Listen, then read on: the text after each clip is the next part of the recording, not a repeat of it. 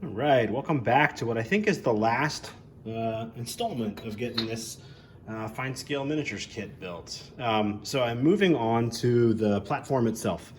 And the instructions break everything down into A parts, B parts, C, D, and E parts. And so what I did was I went through the kit, I found all the, it's got the various measurements, and some of them are in like 30 seconds of an inch increments.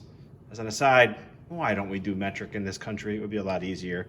Anyway, I guess we get good at fractions. So some of the stuff's in 16ths, some of it's in 30 seconds, etc. So we're gonna build that. And so I went through the kit, got everything out of the box, measured it, tried to make sure I had the right stuff in the right piles. So some of these things I've already stained.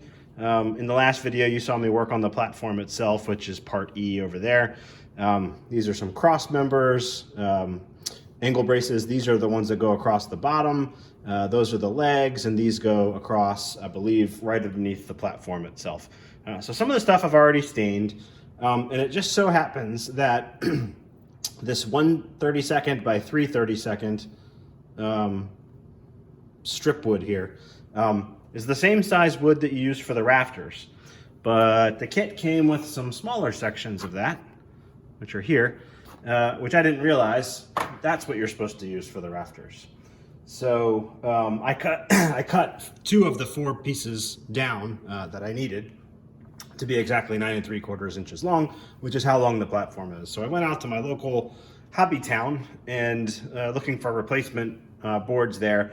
And the closest thing they had a bin for this, but of course they're out. So the closest thing they had was this right here. This is 1/32 by, I want to say, 1/4 wide, a little bit wide, and I ended up cutting down the 2 pieces I need, which are here and here. They're not perfect, certainly not the most straight things you've ever seen, but if I use them on the insides of the legs and use the proper ones on the outsides, I don't think anybody's gonna know the difference. So I cut these to length, then I split it, and I little bit of a thing trying to cut wood this small straight, but I used a straight edge. I ended up taping it down to my mat, took some real careful measurements, and then just took my time. And I got 2 passable pieces there. So next I'm gonna get all this stuff stained up and put back in its place here, A, B, C, D, and E, and we'll get to constructing the platform. More to come. Okay, so we're gonna be staining and starting with shadow gray. And I'm gonna show the legs, which is the B pile, but the process is really the same for all the parts of this dock. I'm starting by just using some forceps and dipping the legs in the stain. I do the first couple into shadow gray first, and then I'll switch to murky brown and dip the rest of them in the murky brown, leaving these couple that I did in shadow gray, just shadow gray. Then at the top of the pile there, up towards the top of the screen there where the B is, when I come back, I'll double dip. In other words, the stuff in the middle will get both murky brown and shadow gray, and some of it will only get murky brown. So I'm just showing the combination of different stains. So in essence, some of them will be shadow gray only, a couple will be murky brown only, which looks a little newer, and then most of them will be double dipped. So just show that here on these, but I did the same thing with the angle braces in the D pile as well.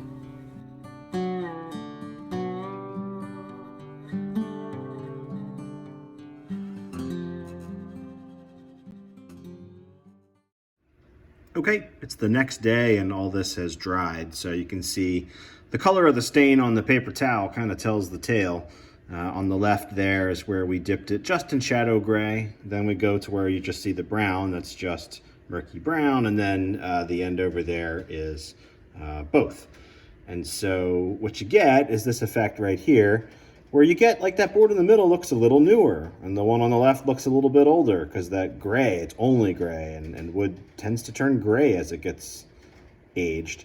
And then the one on the right is with both, and most of them are in that category. I did the same thing with the angle braces, and those are the same colors I used on the deck itself.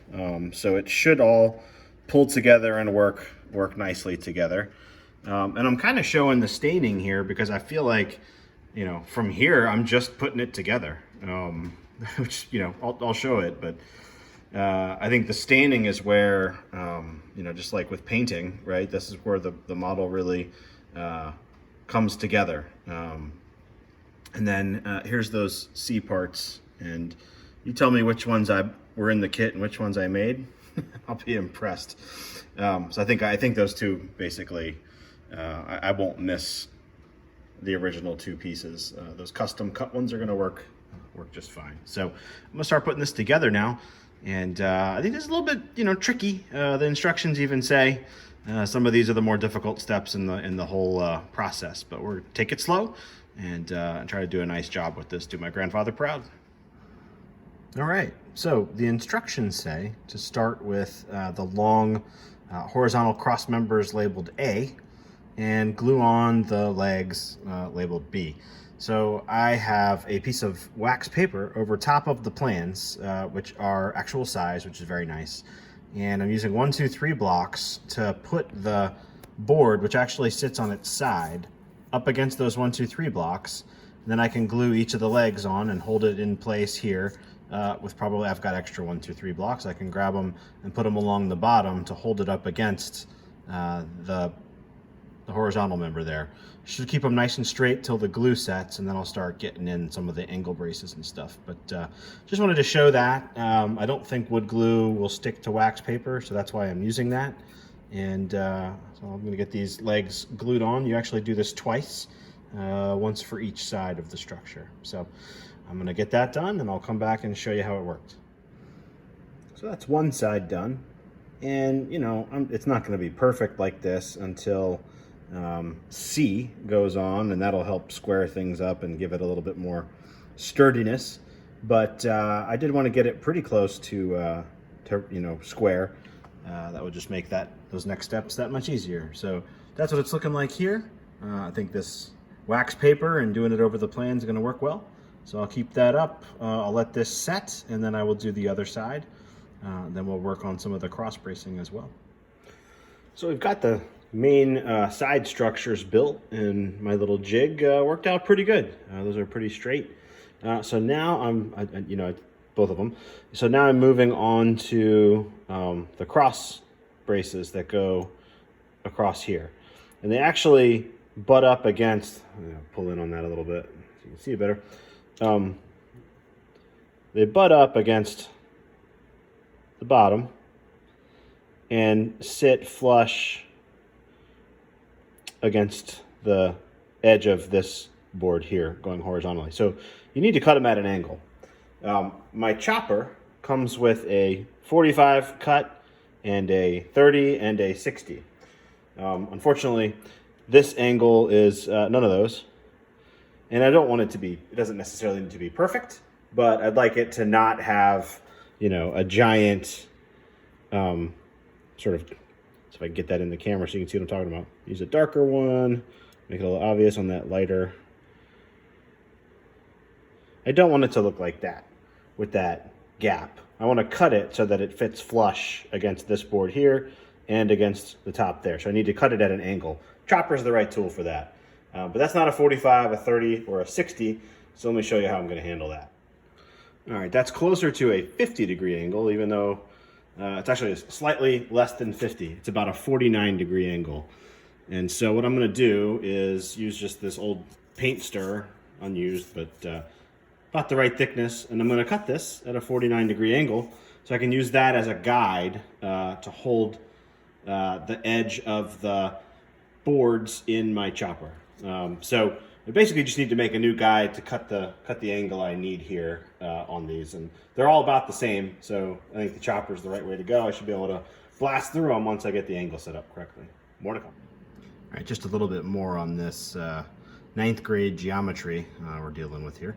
So my first measurement was 49, right? That's the angle from the horizontal that diagonal cross member sits. But what I actually want to do is cut on the end of the diagonal piece. I actually want to cut it at a 41-degree angle, right? 41 plus 49 equals 90. That makes the right angle. So a 49 is actually didn't line up quite right. So I made some adjustments, remembered geometry, I actually need 41-degree cuts in that diagonal member. So what I've done is set this up as a guide. So this is my chopper. And what I can do is take one of these boards and I bring it up to, you can see where the little mark is where the blade comes, just about like that, and just cut the end of it off at a 41-degree angle, right? This comes down, chops the end off, and I'm left with a board that sits nicely like that. Nice and flush on that end and lines up nicely up on that end. Something like, it's moving a little bit with my fingers, but that's essentially what I'm going for. What I think I'm gonna do is actually glue them on and then cut them off that end just in place, because this isn't really set up to get any kind of a length. I'm just cutting an angle in the board here. So that's gonna be how I do this. I'm gonna go ahead and cut all these, get them glued on. I'll cut the tops off, and that'll be just about finishing this project off. So more to come. I'll show you what it looks like in a little bit. All right, so here's what it looks like with all the cross bracing in. And I came in with a number 2 pencil and just did a couple of nail holes at the top and the bottom.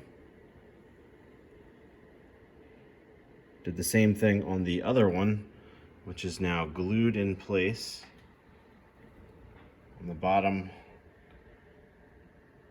of the platform.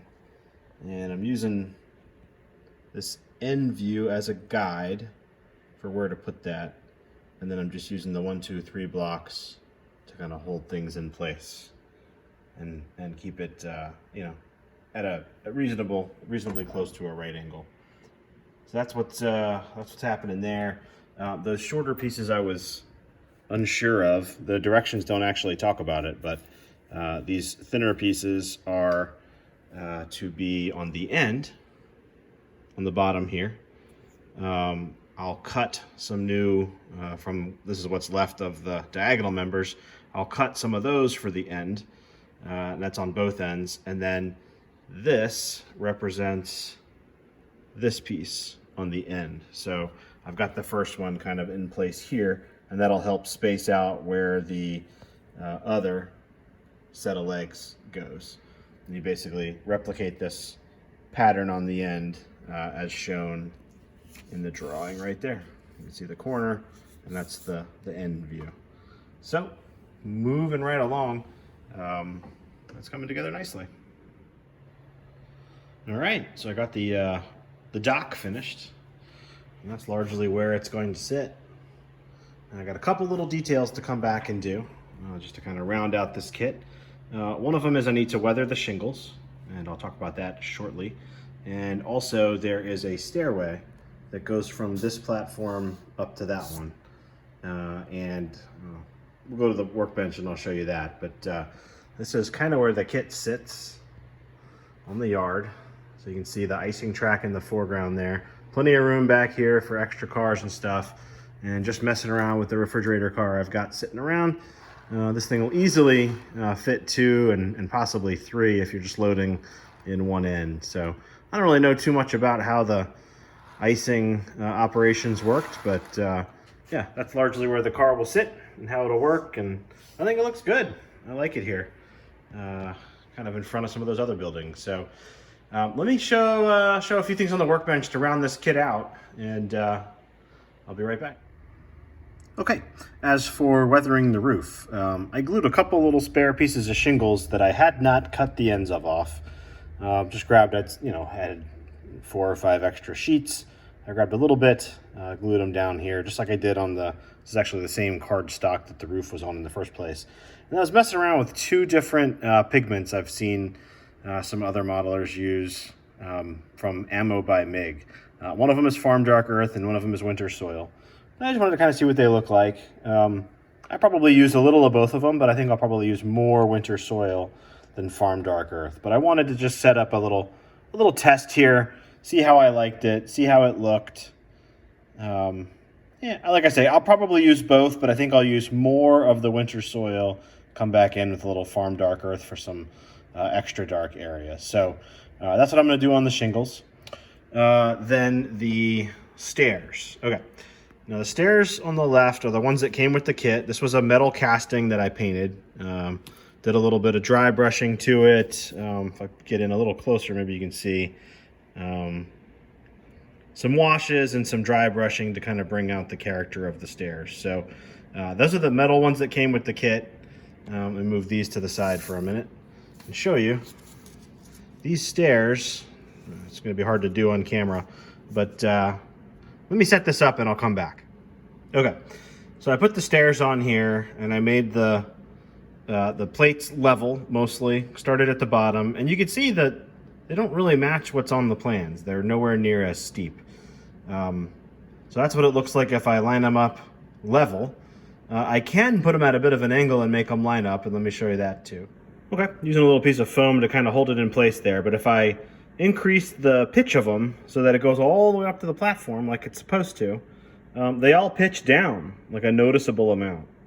So I don't know if I want to use the stairs that came with the kit. So I've got way back from when I did that brewery project, and I scratch built the interior of the brew house. I've got some ladders and stairing materials here from Central Valley Model Works.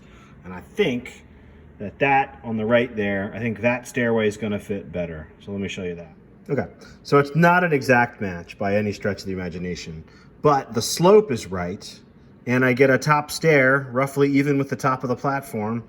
If I sand off that little angled bit coming down towards the bottom of the screen there and make it flat on the bottom and have it sit flush, this matches much better with the plan. So that's what I think I'm going to do. I'm going to cut the extra bit of stairs off here, clean this up, get it painted and weathered, and I think I'm going to use this. And then the railing there, it's a very small piece of wood that came in the kit. I've already got it, stained just like I did all the other wood. So that's ready to go on once I get the stairs together. So those are the last two main things. There's this light here, but I'm not gonna do that because I may want to put a working light on here, and I have some somewhere. I just have to find them.